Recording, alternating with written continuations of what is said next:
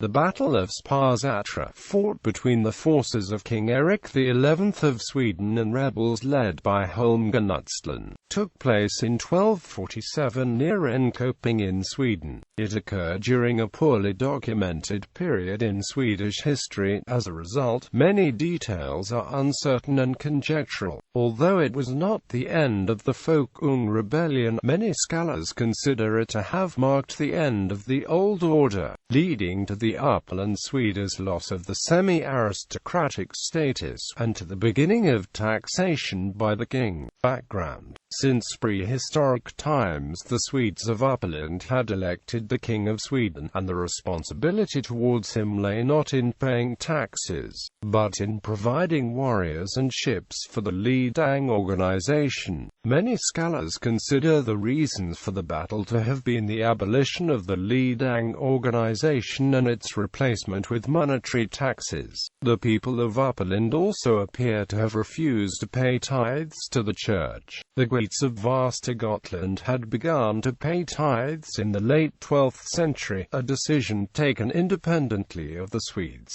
It is not known if the Geats had ever had any Lidang organization, but they had accepted paying taxes, a system which provided a more stable basis of power for the king. The main source for what was at stake during the battle is the Annals of Sigtuna, which relates that at Sparrsätra, in 1247, the rural community of Uppland lost its freedom and was charged with paying taxes, including taxes on grain production and the right of laying up a ship. Communitas rusticorum Upplandi Sparrsätram amissit libertatem suame impositai suntis spandmel escipuistere conera plura. The archaeologist Mats G. Larsson has commented that it is hardly surprising that such fundamental changes in the structure of society would meet fierce resistance. Taking part in the royal war expeditions was considered to be a natural and glorious tradition from pagan times. Paying taxes to the King of Sweden, on the other hand, was likely seen as something done by defeated tributary nations, and beyond the pale for the people of Uppland. There may have been additional reasons why the battle took place in 1247.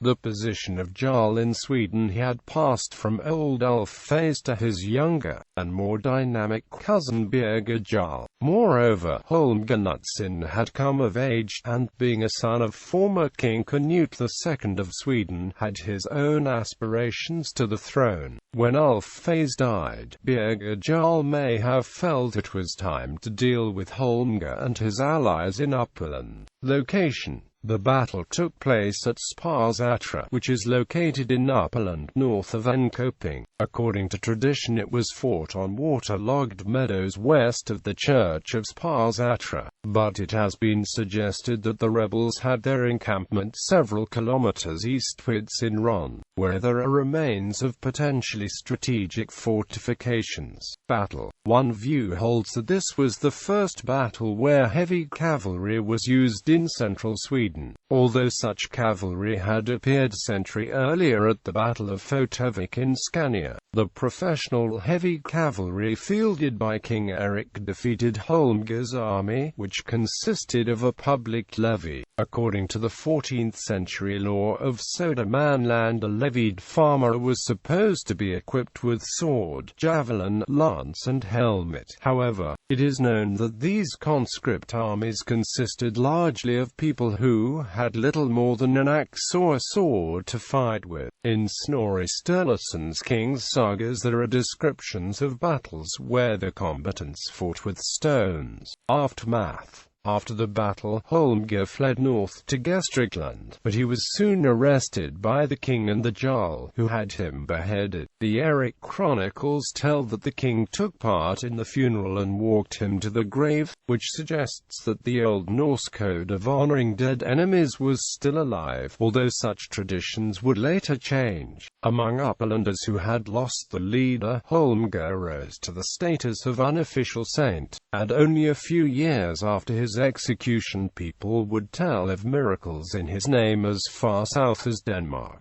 When the papal legate William of Modena arrived in the same year, he stayed in the less turbulent district of Östergötland, where he met Birger Jarl. William reported home that he had offered to mediate in the conflict, and in March 1248, he reported that a peace agreement had been reached. This was at the time when the meeting at Skanning took place, in which Sweden was formally integrated into the Catholic community. The Swedes of Uppland, who since time immemorial had been divided into Folkungs according to how many warriors they could provide, had lost the warrior status, and they had become taxpayers like the king's other subjects. The new taxes described in the Annals of Sigtuna would also appear in the later law of Uppland, and the king used the taxes to buy the services of heavy cavalry that he could use against his own people. It would be several decades before a new tax-exempted warrior class appeared in Sweden, and by then, exemption would be a privilege only afforded to the select few who could provide a knight in full armor. The outcome of the battle was notorious enough to be mentioned in both Icelandic and Danish chronicles, and elaborate legends would be told in Sweden until the 17th century. The Uppland Swedes had been transformed from a people that extorted tribute from other peoples, to one that paid taxes themselves.